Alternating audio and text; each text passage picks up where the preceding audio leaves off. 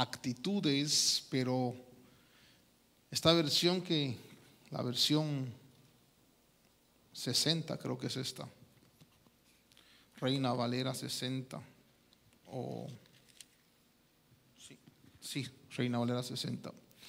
Dice en el capítulo 1, versículo 17: e irá delante de él con el espíritu y el poder de Elías, para hacer volver los corazones de los padres a los hijos y de los rebeldes. Dice, hemos estado hablando de actitud, y de los rebeldes a la actitud de los justos, pero esta versión no traduce actitud, sino traduce prudencia. Diga conmigo, prudencia. Prudencia de los justos. Muy bien, vamos a una palabra de oración. Buen Dios, te damos gracias esta noche, te bendecimos, te suplicamos que hables a nuestro corazón y que tu palabra, Señor, pueda despertar deseos, anhelos, Dios mío, de estar en esa correcta ubicación a la cual tú nos quieres y nos llamas, Señor. Bendice tu palabra en nuestros corazones. En el nombre de Jesús, pueblo de Dios dice, amén. Bien.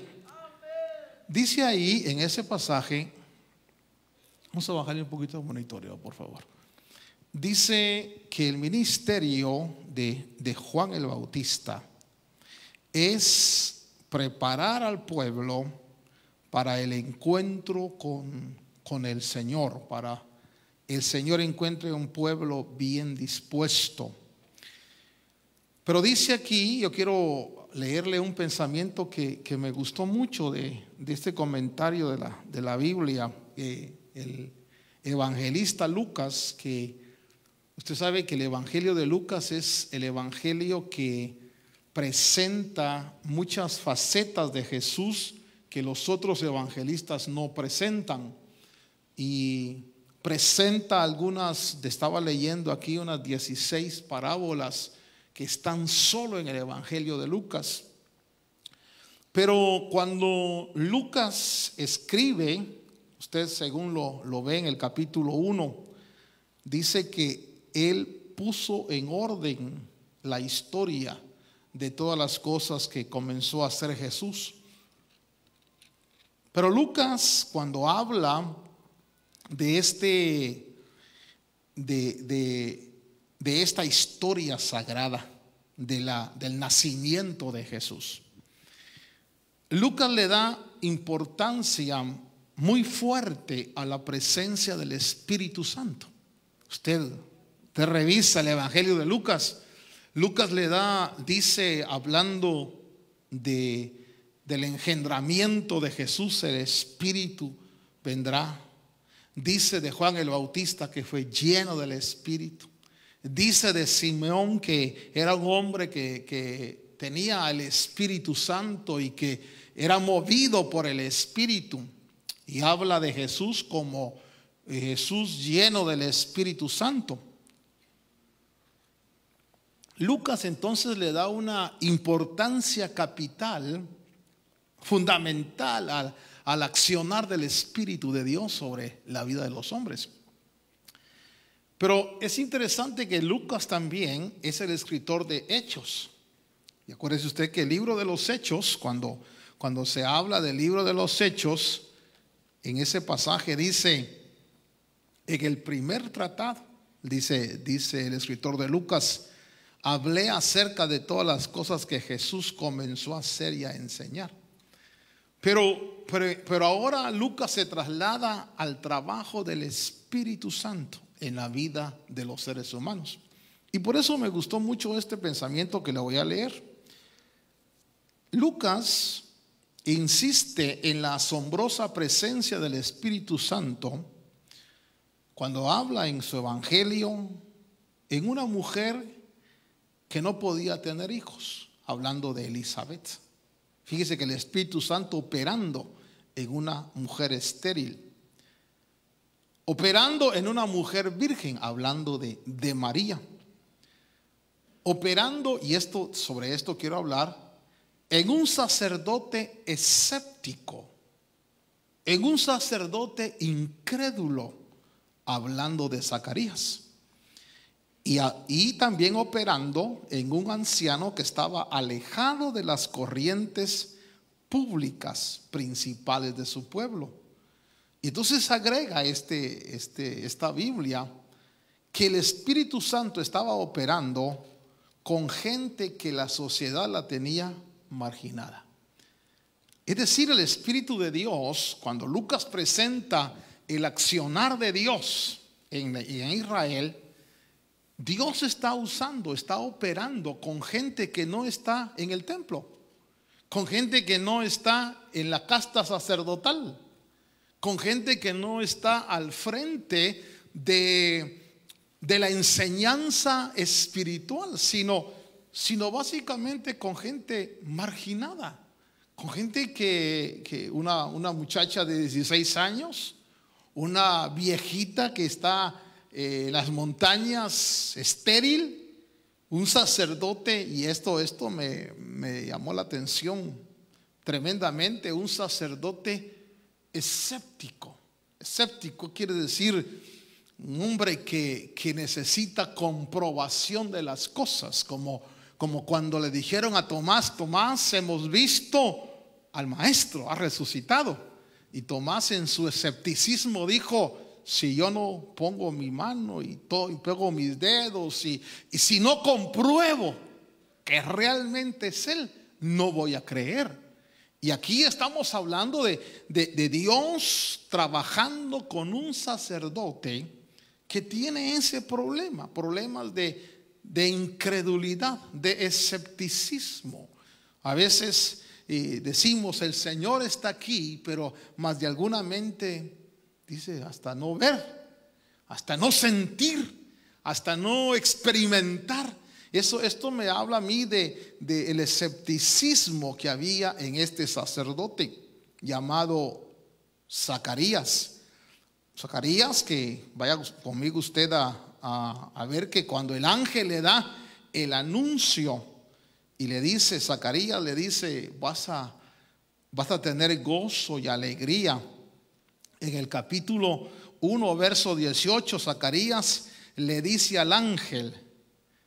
Fíjese que a veces nosotros criticamos o a veces censuramos la incredulidad de Tomás, porque acuérdense que Tomás está con los discípulos, pero Tomás no ha tenido ni visión ni ha visto nada.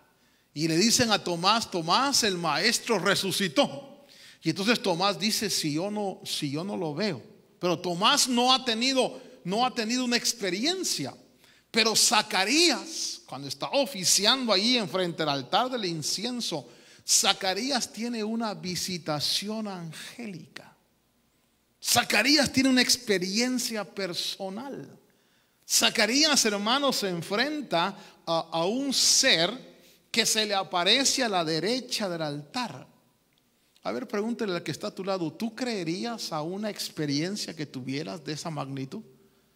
Un ángel que te dé un anuncio, que tú sabes que acuérdese que donde Zacarías está oficiando no puede entrar nadie, está solo Zacarías. Él está ministrando el incienso.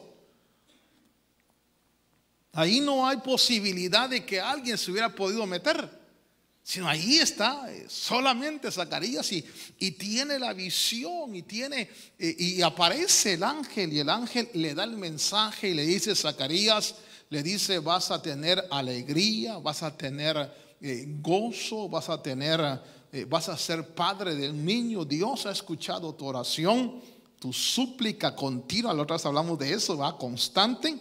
Pero Zacarías dice en el versículo 17 o versículo 10, déjenme ver, 18, ¿sí? Zacarías dijo al ángel: ¿en qué conoceré esto? Otras versiones traducen: ¿cómo puedo estar seguro de esto? O como usted dijera: ¿quién me garantiza que esto va a pasar? Eso es escepticismo, pero es un escepticismo más grave que el de Tomás. Porque aquí Zacarías está teniendo una visión. Tomás no tuvo ninguna visión.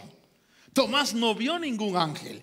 Pero aquí Zacarías dice, ¿cómo me garantiza? ¿Quién me garantiza que esto va a pasar? Y está teniendo la visión del ángel. Entonces, lo que le quiero marcar es hasta dónde podía llegar la incredulidad, el escepticismo de una persona que teniendo la visión enfrente, dude.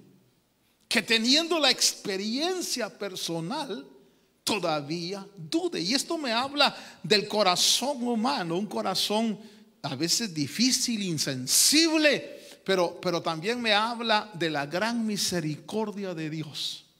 Como Dios, hermano, a pesar de que seamos un poco escépticos, a pesar de que haya en el corazón incredulidad, no por eso Dios desecha, sino Dios en su misericordia escoge.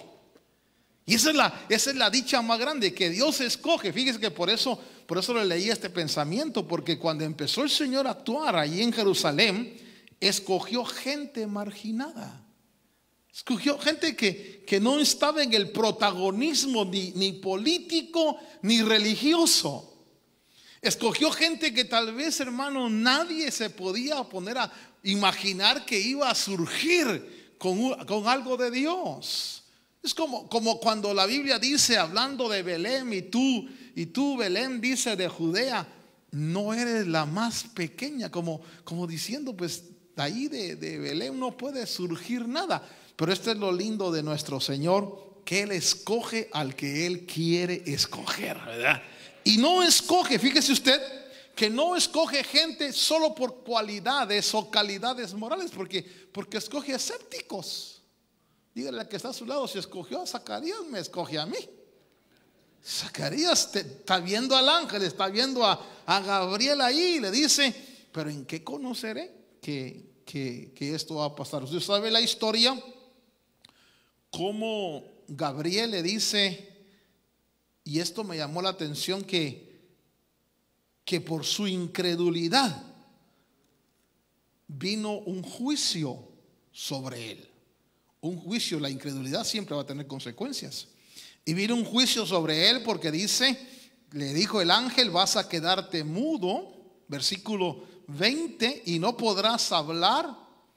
Bendito sea Dios, un juicio correctivo temporal. Que le dijo, hasta el día en que esto se haga. Y entonces fíjese usted que Lucas me muestra, Zacarías llega a la casa, se engendra Juan el Bautista, pasan 9 meses. El castigo de Dios para Zacarías fue 9 meses de no poder hablar. ¿Qué hace Zacarías? Es el mudo, ¿eh? Ya no conocían a Zacarías como el sacerdote, sino el mudo. El mudo, ¿qué quedará el mudo? Y no podía hablar. Sin embargo, cuando se cumple la palabra del ángel, y aquí es donde quiero llevarle a usted cómo Dios puede hacer de una persona escéptica, de una persona incrédula, de una persona, llamémosla así, hermano, razonadora, cómo la puede transformar en una persona, en un profeta. Después de que Zacarías es escéptico, después de que Zacarías, hermano, experimenta, porque él experimentó en carne propia las consecuencias de ser incrédulo. Las consecuencias, hermano, déjeme decirle y déjeme compartirle algo interesante en esto. A veces nosotros no entendemos los accionares de Dios. A veces no comprendemos nosotros por qué las cosas pasan como nos dejan en cierta perplejidad, nos dejan en cierto interrogantes en nuestra mente. Por ejemplo, usted recordará cuando Dios habla con Abraham. Usted se recordará que se separa a Abraham de Lot, y Lot, hermano, va hacia Sodoma, perdón, y Lot va hacia Sodoma. Y entonces Dios le muestra a Abraham las estrellas del cielo y le muestra la arena y le dice: así va a ser tu descendencia. Y entonces Abraham, y no es mi intención hablar sobre Abraham, pero sí traerle esta luz a su corazón. Entonces Abraham hace un sacrificio, divide los animales ahí, y Dios hace un pacto con Abraham. Pero fíjese que cuando usted estudia el pacto que Dios hace con Abraham, le dice Dios a Abraham: tu simiente va a ser como las estrellas del cielo y como la arena del mar. Pero debes saber, le dice, que tu simiente va a ser esclava 400 años. Quizás pongámoslo en el plano natural, lógico. Para Abraham recibir la palabra de que iba a ser padre de multitudes como las estrellas del cielo y como la arena del mar es una buena noticia, ¿verdad que sí? Excelente noticia. Pero de que su descendencia va a ser esclava 400 años es una mala noticia. Porque usted dirá, por ejemplo, usted, los que somos padres y de repente Dios nos conceda, y Dios conceda el ser abuelos, uno no quiere que su descendencia sufra. Si usted, me imagino, pues usted que vino de su país aquí, usted vino a esforzarse para que sus hijos tengan un mejor futuro. Amén. Y nos hemos esforzado para eso. Y nuestros hijos deben esforzarse para que nuestros nietos tengan un mejor futuro. Y la idea es esa, la idea es que si Cristo tarda en venir, por ejemplo, en unas 2, 3 generaciones, nuestros descendientes estén en una posición mucho mejor de la que nosotros estuvimos. Amén. Porque eso es parte del amor del Padre, del amor hacia la descendencia. Entonces, cuando Dios le dice a Abraham, mira, voy a hacerte como las estrellas del cielo, tu descendencia. Pero le dice, pero van a ser esclavos 400 años. Y después de ese tiempo van a salir de ahí con mucha riqueza. Y entonces la pregunta que le quiero hacer a usted que vive en un país democrático, en la que era potencia mundial número 1, porque ahora a ver si seguirá siendo potencia mundial Estados Unidos a cómo va, ¿verdad? Pero ¿qué piensa usted? ¿Por qué Dios permitió que fueran esclavos 400 años? Si Dios le dice a usted, vas a ser padre de multitudes, pero tus hijos necesitan pasar por un periodo de esclavitud, ¿sí le hace a usted? Sí. A ver, amén, ¿por qué? Sí. Exactamente, eso lo dije yo, pero ¿por qué razón Dios permitió 400 años de esclavitud? Para mostrar su poder. Porque yo sabía que iba a tener incredulidad. ¿Manda? A ver, ayúdenme, hoy es martes, platiquemos. ¿Para formar qué? Formar carácter. Dice que yo me sorprendo, esta iglesia es pilas. A ver. ¿Ah? ¿Altivos? Fíjese usted que la idea es esa. Dios dice, los voy a bendecir porque los voy a llevar a una tierra que va a fluir leche y miel. Los voy a prosperar. Acuérdese usted que el plan de Dios era bendecirlos, prosperarlos. Pero Dios le dice a Abraham, antes de llevarlos a esa prosperidad que yo quiero darles, les tengo que formar internamente, para que ellos comprendan lo que es ser esclavo, lo que es ser extranjero, lo que es no tener, para que cuando alcancen lo que yo les he dado, se compadezcan del pobre, se compadezcan del huérfano, se compadezcan del abandonado y del oprimido.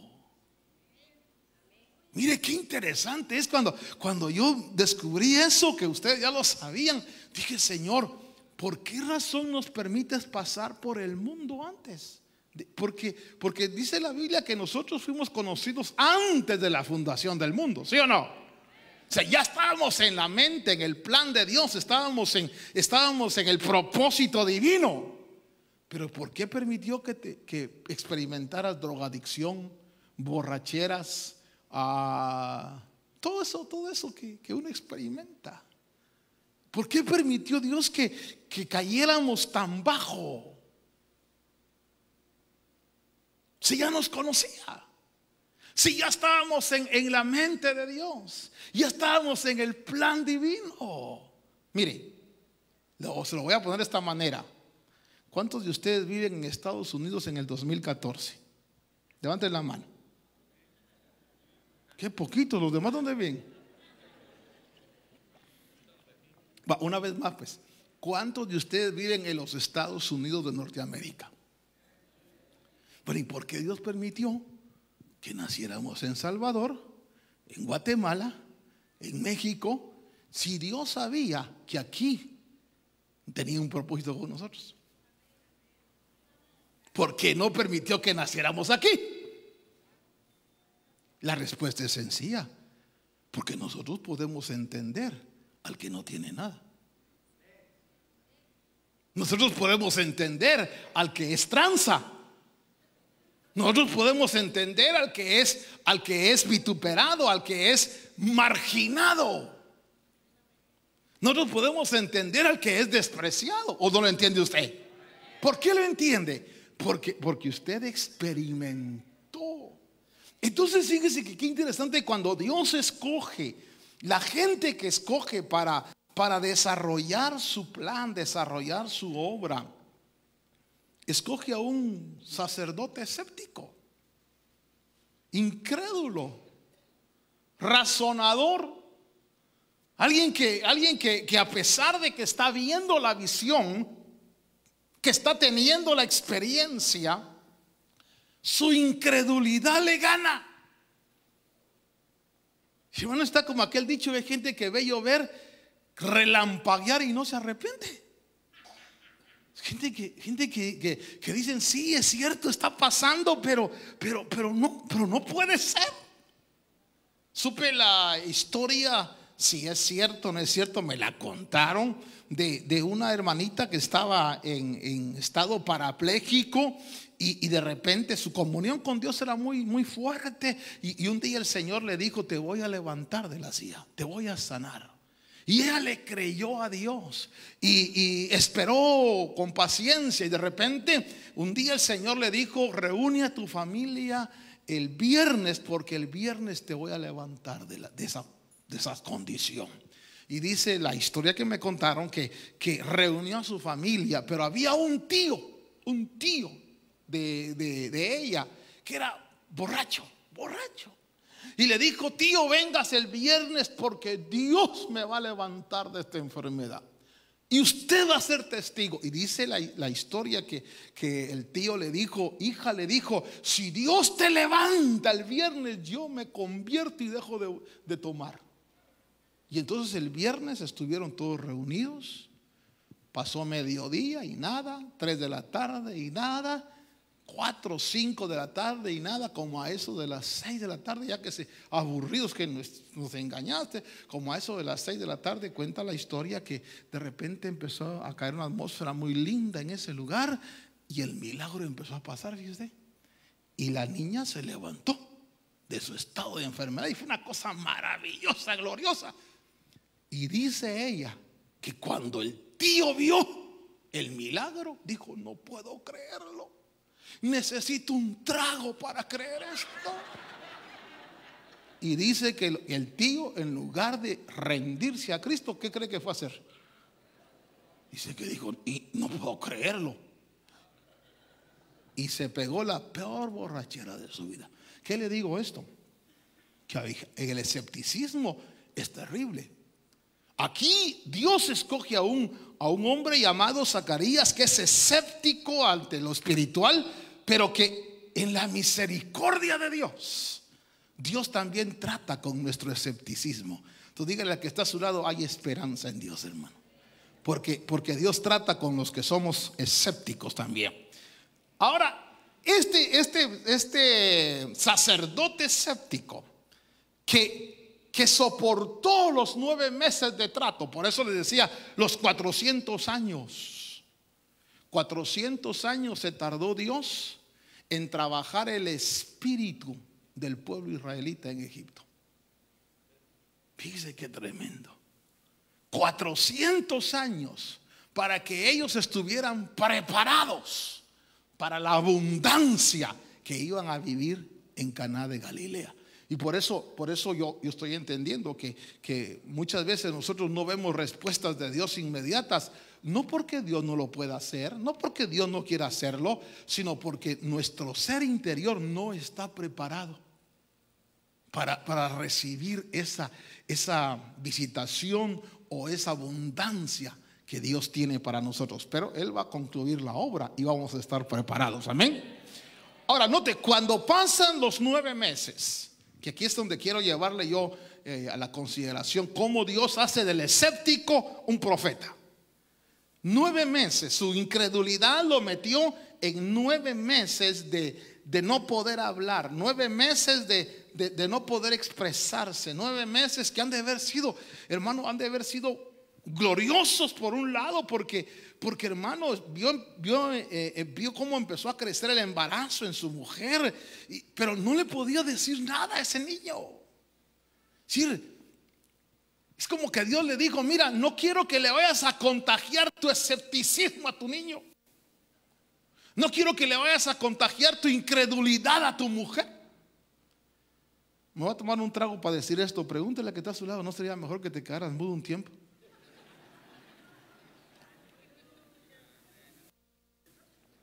Porque hay gente que habla tan negativamente, hermano, tan negativamente. Mire, yo necesito hablar con los que hablan en este púlpito, porque aquí no podemos venir a hablar negativamente. Aquí tenemos que venir a hablar como Dios quiere que hablemos, a pensar como Dios quiere que pensemos, no a como la gente habla, porque la gente habla de lo que está viviendo. Si yo hablo de lo que estamos viviendo, hermano, voy a ser un personaje que en lugar de engendrar fe, lo que estoy haciendo es dándole más fuerza al escepticismo, a la incredulidad, a la duda y lo más terrible, a ese sentimiento de conformismo. Hermano, yo sé que usted vino porque está sufriendo. Yo sé que, ay, sí, hermano, ay, amén. ¿Para qué me sirve a mí eso? Si lo que quiero saber es que puedo ser nutrido con fe para avanzar y ver más allá de lo que estoy viviendo. Amén. Entonces Zacarías se queda mudo 9 meses. Y en esos 9 meses de trato con él, que ha de haber sido, le repito, glorioso porque estuvo viendo el milagro, pero muy triste porque no podía expresar nada. Quizás Elizabeth le decía: ¿estás contento, Zacarías? ¿Qué tan feliz estás? Hermano, qué tristeza. 9 meses de trato por escéptico. Pero cuando llega el momento, y aquí quiero llevarle a usted, cuando llega el momento, hermano, de que nació Juan el Bautista, y cuando llega el momento en que le van a poner nombre y le preguntan, vaya conmigo al capítulo 1, dice que Zacarías, versículo 62, entonces preguntaron por señas a su padre cómo le quería llamar. Imagínense, por señas le preguntaron. Hermano, permítame, pónganme en la pantalla, si es posible, el verso 62 del capítulo 1 de Lucas. Verso 62. ¿Nota usted algo ahí? A ver, ayúdeme. Acuérdese que los martes es para platicar la palabra. ¿Nota usted algo ahí? ¿Qué nota?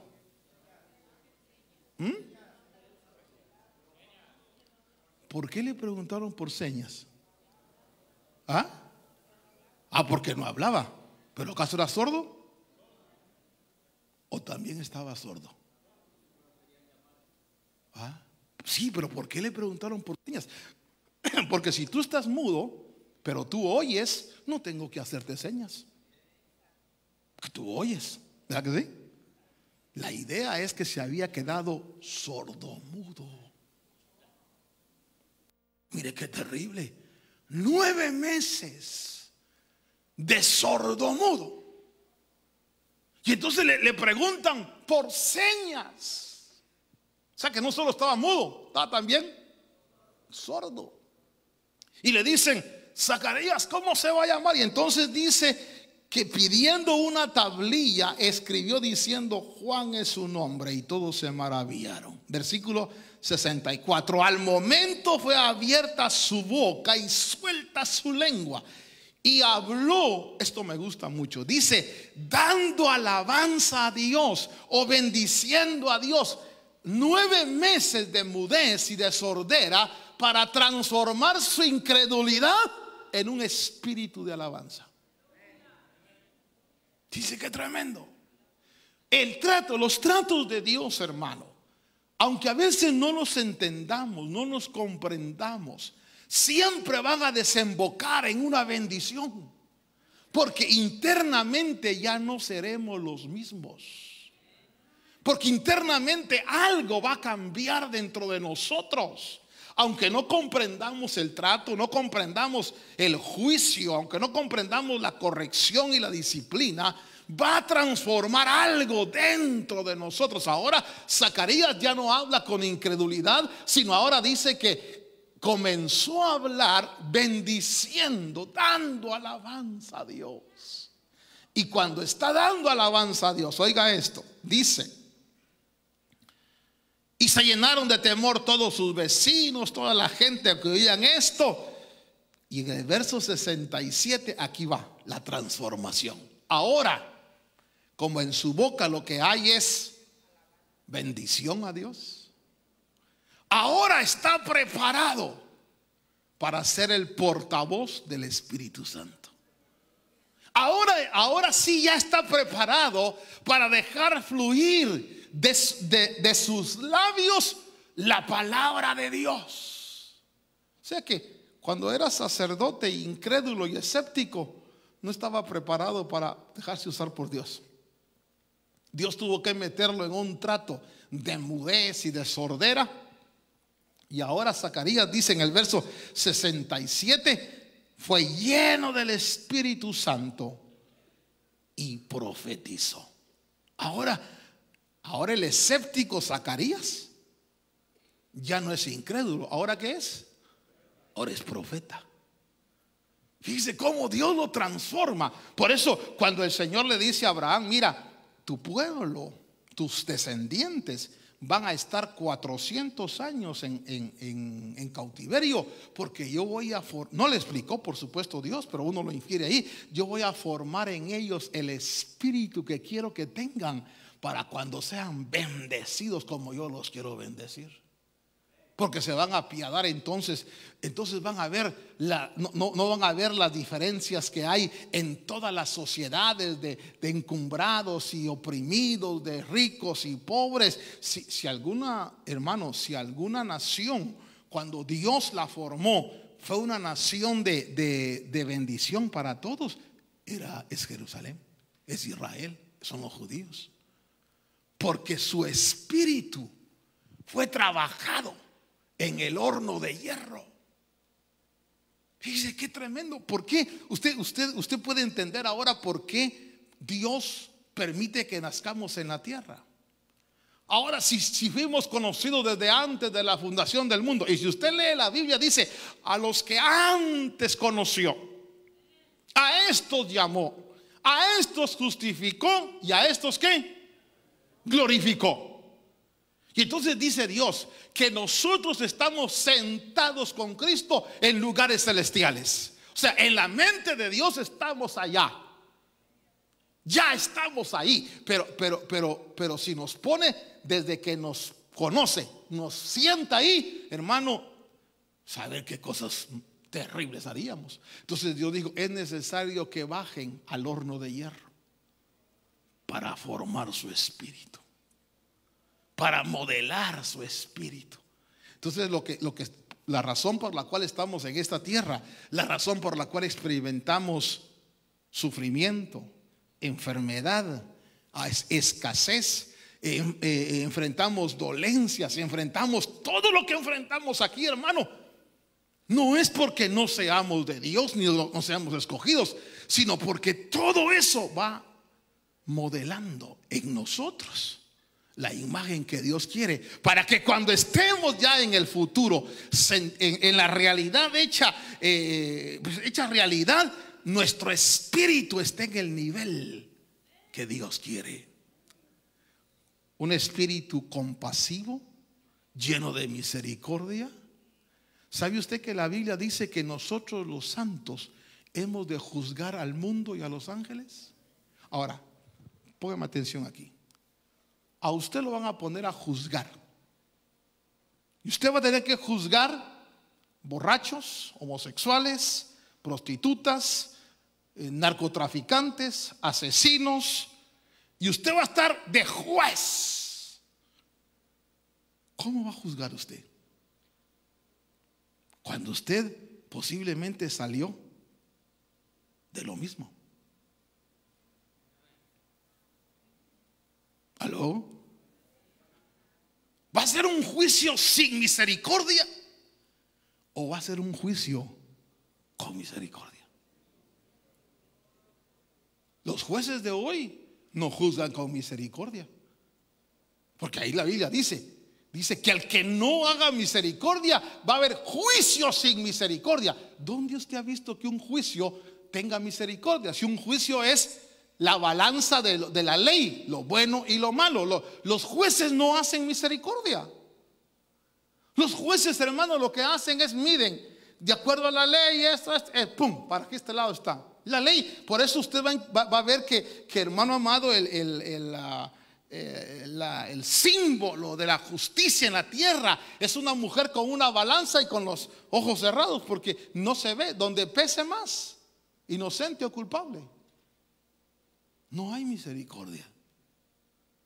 Pero como Dios lo que quiere es misericordia, entonces permite que todos nosotros que vamos a ser los jueces experimentemos un montón de cosas, hermano, para cuando usted esté sentado en la silla del juez y le traigan a un mojado mentiroso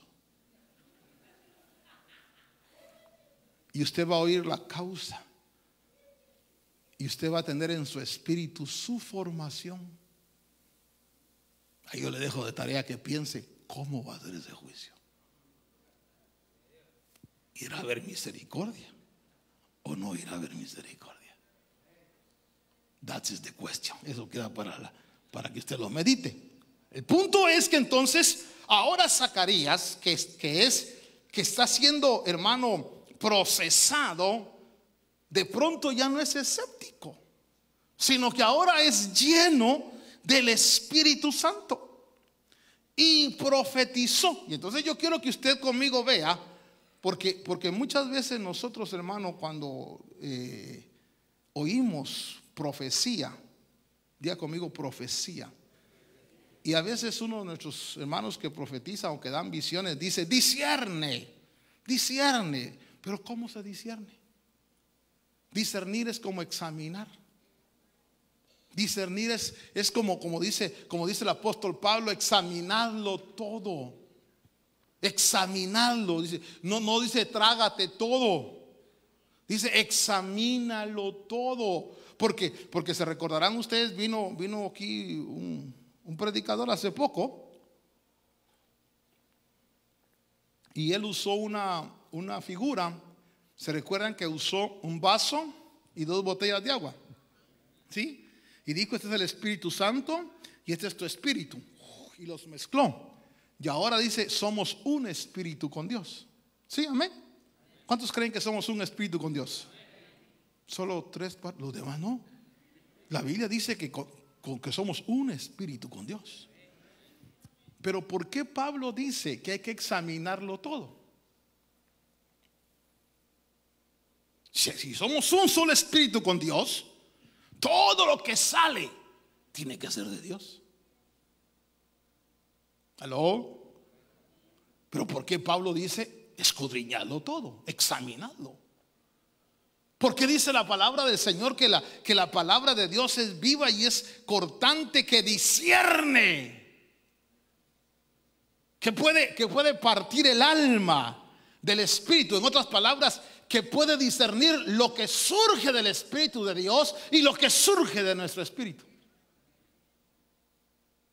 ¿Me se deben entender?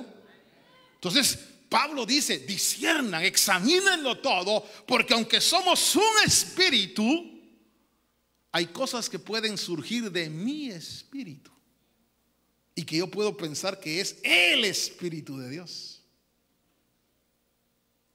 Entonces debo de examinarlo. Entonces cuando yo veo aquí a Zacarías, que ahora es profeta, dice, hermano, el escéptico, el incrédulo, empieza a profetizar. Y entonces aquí encontré en esta profecía de Zacarías, yo quiero llevar a usted a que vea conmigo algunos puntos interesantes que debe contener la profecía que viene de Dios.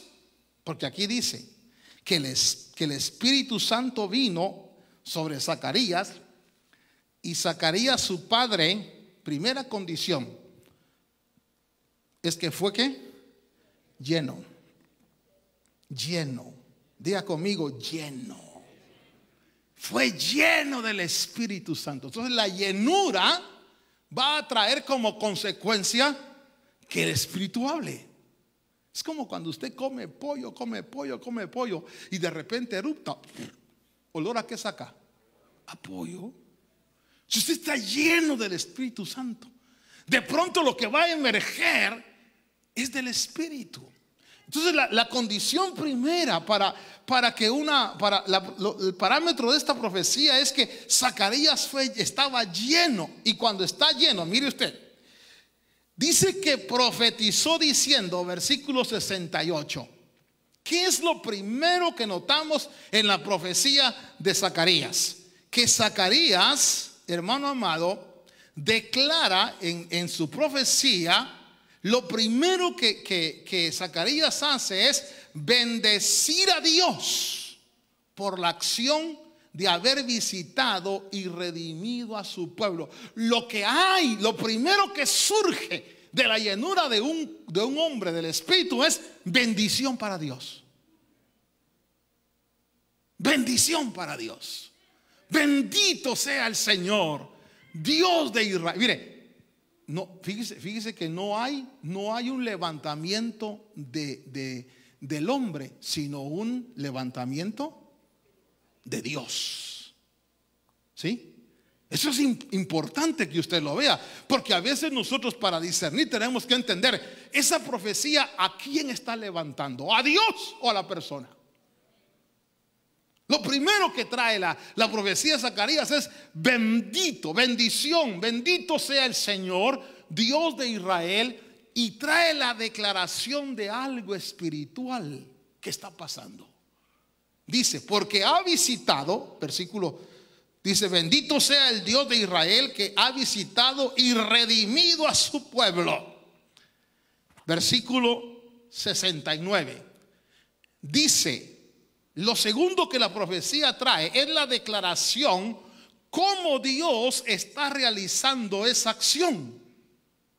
¿Cómo es que Dios ha visitado? ¿Cómo es que Dios ha redimido? Porque ha levantado un cuerno de salvación. El cuerno de salvación está hablando del vaso que Dios iba a usar, que es nuestro Señor Jesucristo. ¿Sí? Entonces fíjese, lo segundo dice ahí que Zacarías dice en su profecía, es la declaración de cómo Dios lo está haciendo. Pero esta declaración dice, nos levantó un poderoso Salvador en la casa de David su siervo. Verso 70. El verso 70 dice que eso que está pasando no es una improvisación. no es una ocurrencia divina, sino eso es porque la profecía desde tiempos antiguos lo había señalado. Por eso, para poder discernir una palabra, se tiene que conocer la Biblia. Escúcheme bien, nosotros necesitamos leer la Biblia. Nosotros necesitamos saber lo que se ha profetizado en la palabra. Nosotros necesitamos conocer las Escrituras. Porque no puedo yo discernir una palabra profética si yo desconozco las Escrituras. Por eso es que mucha gente, hermano, se deja guiar por palabra profética, y al desconocer las Escrituras paran torcidos. Porque la profecía que viene de Dios nunca va a colisionar con lo que la Escritura dice. Por ejemplo, la Escritura habla de lo que Cristo ha hecho por nosotros. La Escritura habla de lo que yo soy en el Señor. La Escritura habla, hermano, de lo que la voluntad de Dios para mi vida. Y de repente escucho una palabra que viene que me dice lo contrario, que dice la Biblia. ¿A quién le voy a creer? Ay, es que la profeta o el profeta dijo esto. No, pero la Biblia dice esto. No, pero es que yo sentí la unción. Sí, pero escrito está. Entonces la gente que desconoce Biblia se traga todo. Por eso la Biblia me enseña. Fíjese, ahí hay un escéptico, hermano, que de pronto es profeta y de pronto está bendiciendo a Dios. Y no solo bendiciendo a Dios, sino que también está declarando un hecho y dice: esta acción que hace de anunciar, hermano, fue lo que los profetas dijeron. No era un hecho improvisado, sino el cumplimiento de profecías antiguas. Y dice la Escritura: salvación. Mire, y luego entonces declara cuál es el propósito de ese accionar de Dios. Toda profecía debe tener un propósito, debe tener una razón de ser. Y entonces dice salvación de nuestro. Mire, el propósito no es que caigamos en esclavitud. El propósito no es que nos hundamos en depresión. El propósito no es que te agarre temor y miedos. Imagínense que así te dice el Señor: o te compones o voy a ir contra ti, te voy a hacer esto. Y yo soy temeroso. Ay, tú me quieres destruir, Señor. Porque el profeta dijo que me va a destruir. No, párale un momento, pero ¿qué dice la Biblia? Si cuando estábamos muertos nos amó y nos reconcilió, ¿cómo nos va a destruir ahora? Pero como no sabemos discernir, porque no conocemos la Biblia. Yo me recuerdo, hermano, un día fui a un servicio funerario. Estando sentado en el servicio funerario, dijo el que estaba al frente, dijo: vamos a recoger una ofrenda para la familia del difunto, porque como dice la Biblia, hoy por ti, mañana por mí. Así que entonces yo le pregunté al que estaba a mi lado: óigame, ¿quién es el que está hablando? Es el pastor, me dijo. Le dije: si el pastor dice eso, que la Biblia dice hoy por ti, mañana por mí, ¿cómo estarán las ovejas? Usted nunca ha oído gente que dice: no, si hasta Dios dice ayúdate que yo te ayudaré. ¿Sí o no? A ver, ¿dónde dice que Dios dice ayúdate que yo te ayudaré? Pero como lo oímos y como no somos bíblicos, lo repetimos. Y no importa, es que fulano lo dijo, mengano lo repitió y perencejo lo creyó. Y es mentira. La Biblia no dice nada de eso. Entonces, cuando discernimos, tenemos que ser bíblicos. Ahora, déjenme terminar la consideración de esta noche con lo siguiente. Dice que el espíritu de ese espíritu que iba, porque, bueno, déjenme solo terminar con algo. No solo declaró los hechos ahí, Zacarías, la salvación, sino que de pronto Zacarías, vaya conmigo al versículo, porque dice que la voluntad, bueno, solo quiero marcar el versículo 76. De repente, Zacarías, lleno del Espíritu, diga conmigo, lleno del Espíritu, le habló a su hijo. Qué interesante, ¿eh? ¿Cómo? Mire, los que somos padres, qué lindo cuando nosotros les hablamos a nuestros hijos llenos del Espíritu. ¿Sabe por qué? Porque cuando Zacarías, lleno del Espíritu, le habló a su hijo, a Juan, le declaró a Juan los acontecimientos futuros, le declaró su camino y el objetivo de su vida. Si usted lo lee, ahí está. Zacarías le dijo: y tú serás llamado profeta del Altísimo, irás delante de su faz para dar conocimiento al pueblo. Le está declarando, hermano, el niño apenas ha nacido y ya tiene su destino. ¿Quién le dio su destino a Juan el Bautista? La llenura del Espíritu. Fíjese qué tremendo eso. En nosotros los padres está la bendición de nuestros hijos, hermano. Y usted muchas veces, quizás usted recordará de padres que le dicen a sus hijos: ya vas a ver, no te va a ir bien.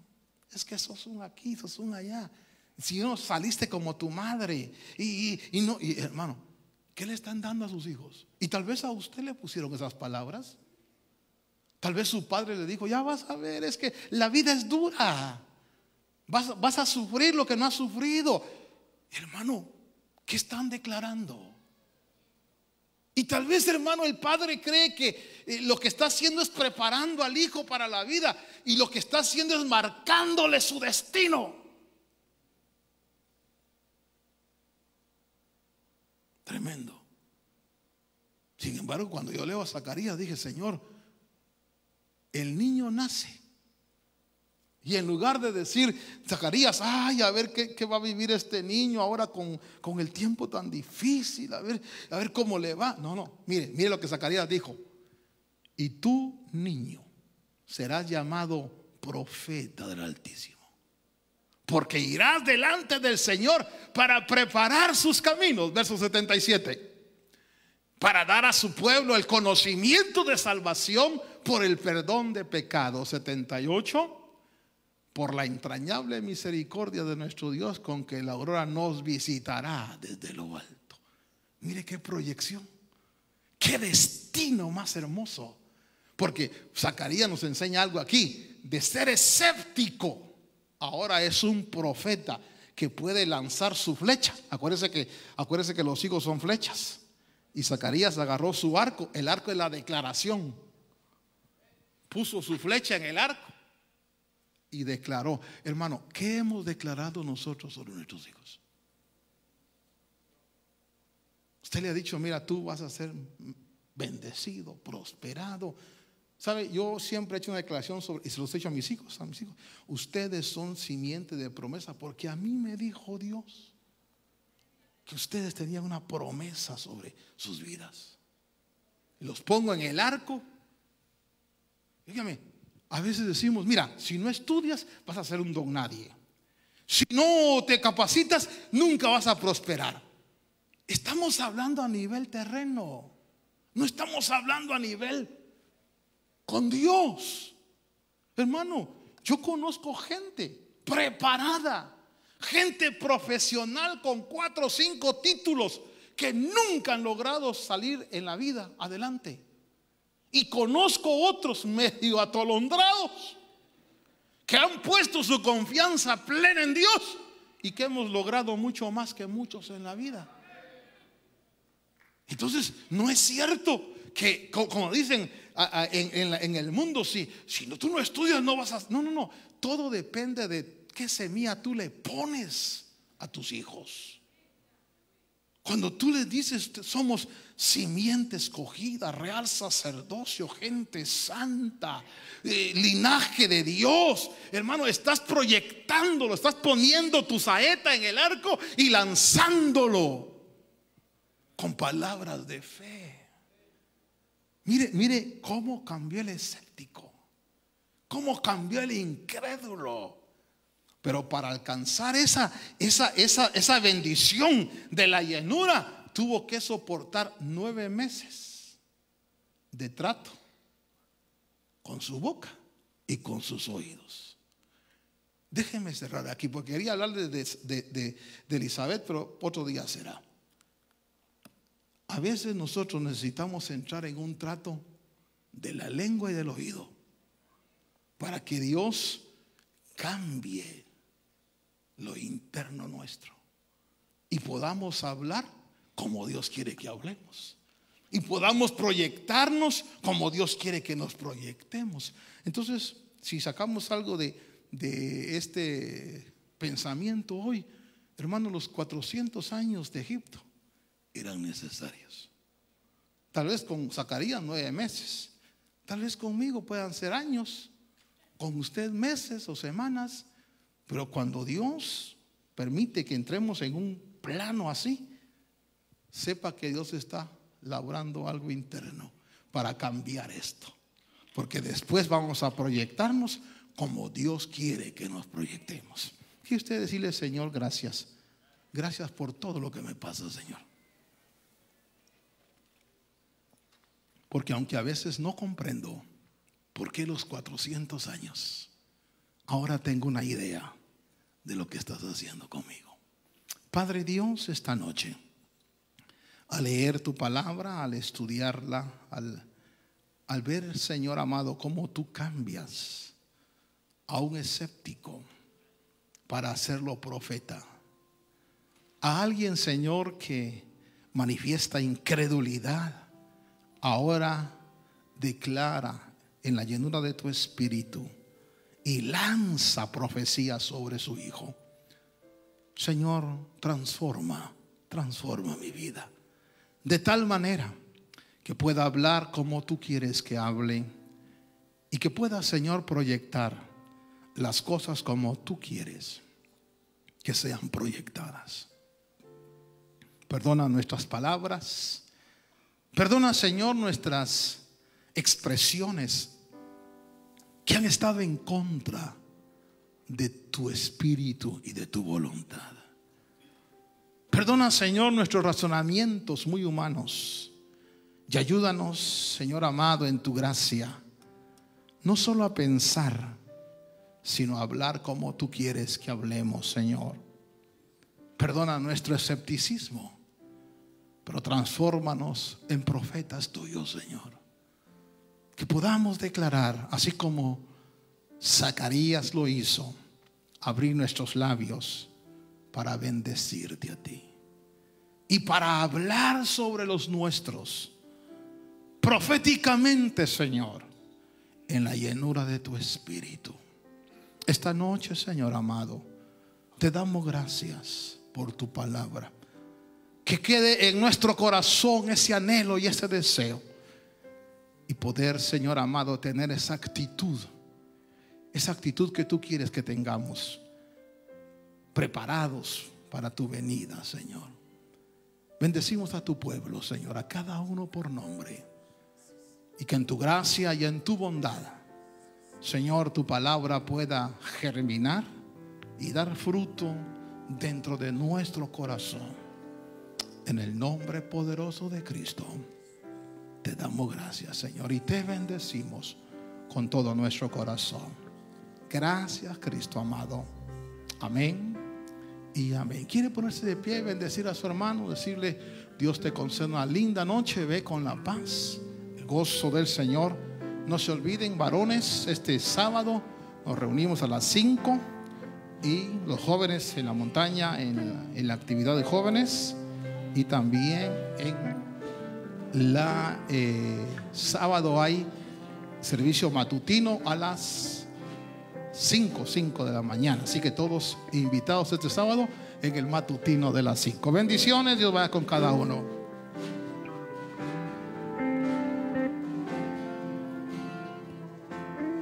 La unción está